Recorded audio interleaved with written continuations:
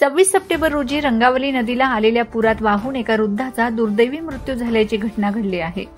सरफराज मियाखान पठाण राहणार खांडबारा असे मृत व्यक्तीचे नाव आहे। खांडबारा येथील रहिवासी असलेले सरफराज मियाखान पठाण हे नवापूर येथील ईदगाह रोडवरील आपल्या नातेवाईकांकडे आले होते।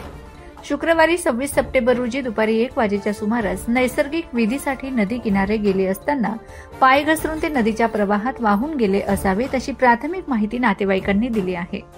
सरफराज पठाण घरी परतले नाहीत म्हणून नवापूर येथील नातेवाईकांनी युसुफबाई राहणार ईदगाह रोड ते खांडबारा येथे आपल्या गावी परतले असतील असे गृहीत धरले होते।